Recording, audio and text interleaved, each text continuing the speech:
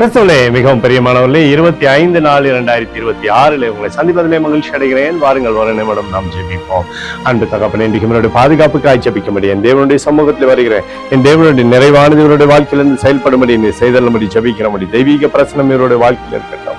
உடைய அன்பின் அபிஷேகம் இவருடைய வாழ்க்கையில் இருக்கட்டும். தகப்பனை செல்லக்கூடிய இடத்தில் செய்கிற காரியங்கள் எல்லாவற்றிலும் தேவ மகிமையும் கிருபையும் விடுதலையும் உண்டாகட்டும்.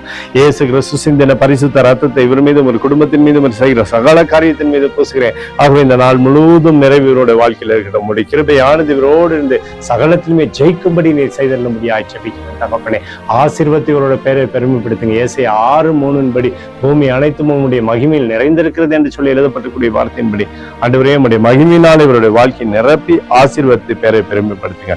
இயேசுவின் நாமத்திலே ஒப்புக்கொண்டு ஜெபிக்கிறேன் நல்ல பிதாவே, ஆமென். பிரியமான ஜெப பங்காளரே, ஒரு நிமிடம் நம்ம இந்திய தேசத்திற்காகவும் ஜெபிப்போம்.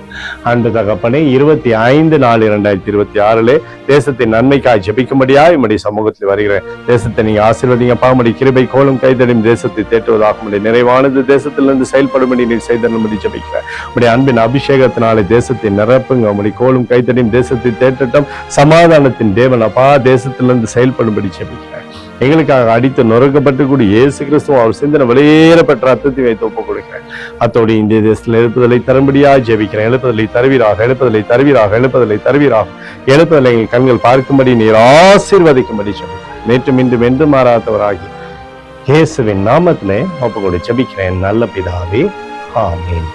பிரியமான ஜெப பங்காளரே, ஆண்டவர் நம்மளுடைய ஜெபத்தை கேட்டிருக்கார். இந்த நாள் முழுவதும் கர்த்தராகிய இயேசு கிறிஸ்துவுக்குள் நீங்கள் வளர முடியும். உங்களை வாழ்த்தி ஆசீர்வதிக்கிறேன். ஆமென்.